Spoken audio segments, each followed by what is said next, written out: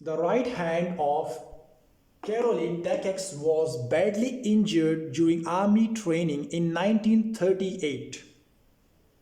But Caroline Takex was determined to continue his shooting career.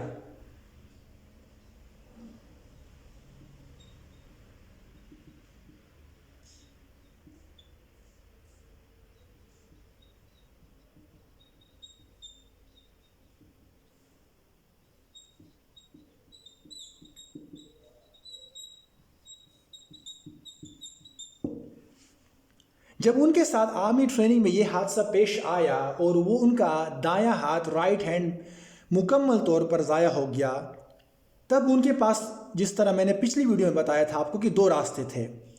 या तो वो आगे बढ़ते और या वो हिम्मत हार जाते, लेकिन आगे बढ़ने का रास्ता तो बहुत ही इम्पॉसिबल नज़र आ रहा था। उनका शूटिंग करियर तो उनके राइट हैंड की वजह से था। उनका शूटिंग हैंड तो ज़ाया हो चुका था, वो तो बैडली इंजर्ड हो चुका था, लेकिन फिर भी उन्होंने स्ट्रॉन्ग डिटर्मिनेशन, मोटिवेशन से अपना शूटिंग करियर जारी रखा। अब सवाल यहाँ पैदा होता है कि उन्होंने अपना शूटिंग करियर जारी रखा, तो वो किस तरह रखा? वो सबसे बड़ी बात और उनकी जो मोटिवेशनल स्टोरी, जो उनका जो अचीवमेंट्स हैं, रिकॉर्ड्स हैं, जो कि आज तक हम उनको एक अच्छे अल्फाज में याद करते हैं, यहाँ से शुरू होती है। और जो असल वीडियो है वो यहाँ से शुरू होती है। So he started practicing with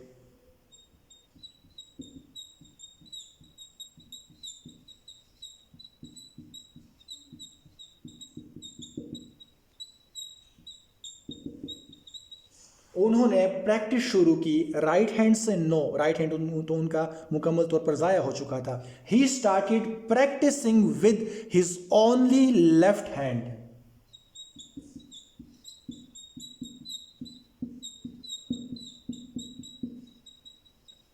याद रखें, लेफ्ट हैंड को ट्रेन करना, इसको दुनिया का सबसे बेहतरीन शूटिंग हैंड बनाना, ये बहुत ही ज़्यादा मुश्किल बात है।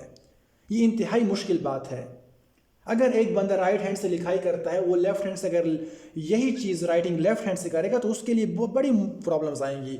लेकिन शूटिंग तो बहुत ही मुश्किल काम है। उन्होंने मेहनत की, उनके पास एक स्ट्रॉन्ग माइंड था। यहाँ से ये चीज़ भी हम अब ये भी सीखते हैं कि अगर इंसान के साथ माइंड उनका मेंटली स्ट्रॉन्ग है, तो चाहे लेफ्ट हैंड है चाहे राइट हैंड है, वो उन दोनों हाथों को ट्रेन कर सकता है। अब इनके लिए उन्होंने लेफ्ट हैंड को प्रैक्टिसिंग शुरू की, मेहनत शुरू की। लेफ्ट हैंड से उन्होंने शूटिंग की प्रैक्टिस वगैरह शुरू कर दी। अब 19 उनका जो वो था, ऑब्जेक्टिव था, वो था, मैंने आपको बताया था, 1940 समर ओलंपिक्स।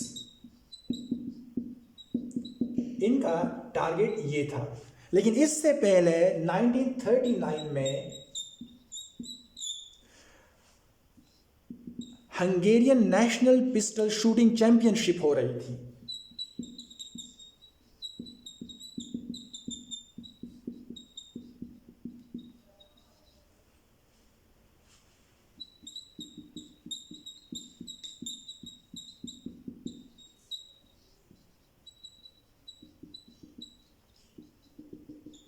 नाइनटीन 1939 में Hungarian national pistol shooting championship मुनक्किद हो रही थी, और कैरोली टैकेक्स ने एक इंतहाई जज्बे के साथ, भरपूर मेहनत के साथ इसमें शिरकत की।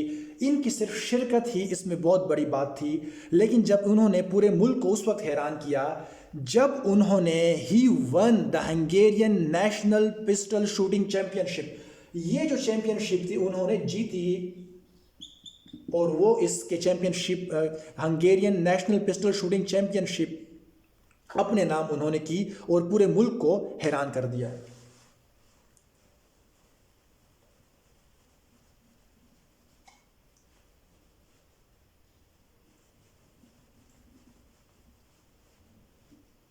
अब उनका टारगेट जो था, वो था 1940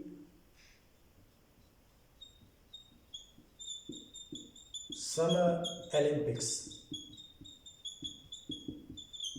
लेकिन बदकिस्मती से एक और उनके लिए प्रॉब्लम्स आई, एक और बड़ी एक चैलेंज उनको उनके सामने आया वो ये था कि 1940 जो ओलंपिक गेम्स थे वो कैंसल्ड हो गए due to the second world war.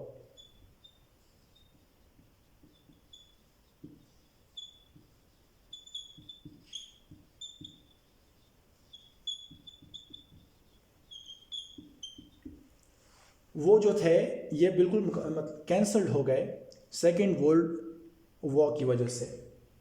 लेकिन उन्होंने फिर भी हिम्मत नहीं हारी, वो स्ट्रांगली मोटिवेटेड थे। इनकी नज़र जो थी अब 1944 समर ओलंपिक्स की तरफ थी। लेकिन बदकिस्मती से एक बार फिर ये जो ओलंपिक्स थे ये फिर से कैंसल्ड हो गए due to second world war. ये भी कैंसल। अब जो था उनकी एज भी ज़्यादा हो रही थी, आहिस्ता आहिस्ता उनकी अभी एज भी ज़्यादा हो रही थी, नए नए प्लेयर्स आ रहे थे। लेकिन यहाँ पर भी इन्होंने हिम्मत नहीं हारी। ऑलरेडी उनका राइट हैंड ज़ाया हो चुका था, टाइम गुजर रहा था, उनकी उम्र भी ज़्यादा हो रही थी। अब उनकी जो नज़र थी वो 1948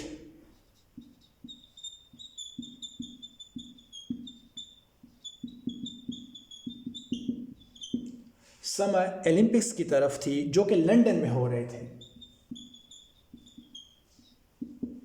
1948 समर ओलंपिक्स में खुशकिस्मती से इन्होंने हिस्सा लिया, इन्होंने भरपूर उनके लिए मेहनत की। और उस वक्त इनकी एज जो थी वो 38 थी, एज काफ़ी ज़्यादा थी इनकी। ऑलरेडी उनके साथ एक हादसा भी पेश आया था, फिज़िकली डिसेबल्ड भी हो चुके थे। एज एक अलग एक इशू था उनके लिए। इन्होंने इसमें हिस्सा लिया और पूरी दुनिया को हैरान कर दिया। अपनी माजूरी के बावजूद, अपनी एज के बावजूद इन्होंने इसमें ब्रॉन्ज मेडल नहीं लिया, सिल्वर मेडल नहीं लिया, बल्कि इन्होंने 1948 ओलंपिक जो कि लंदन में हुए थे 38 इयर्स ऑफ एज में इन्होंने गोल्ड मेडल लिया और पूरी दुनिया को हैरान कर दिया। और आज केरली टैकेक्स को बहुत ही अच्छे अल्फाज में याद किया जाता है। ये यहां पर भी नहीं रुके, बहुत ही ज़्यादा मोटिवेटेड थे। अब इनकी नज़र जो थी वो 1952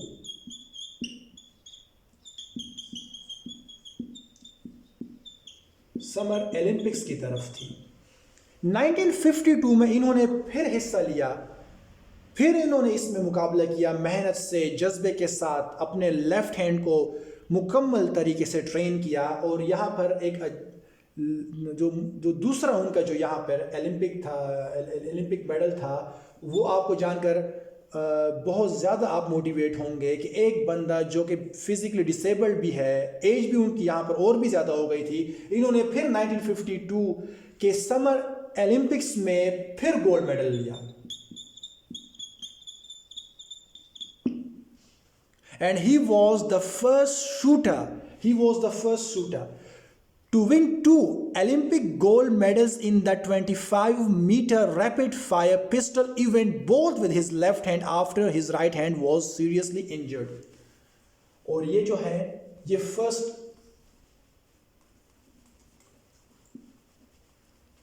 शूटर बने जिन्होंने लगातार 2 गोल्ड मेडल्स जीते।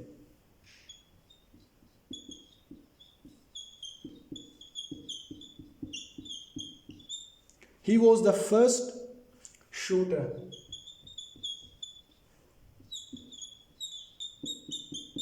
to win 2 Olympic gold medals.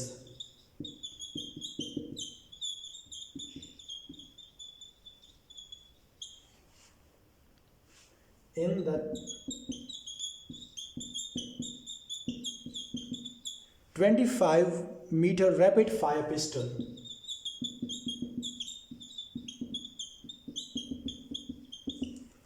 Both with his left hand.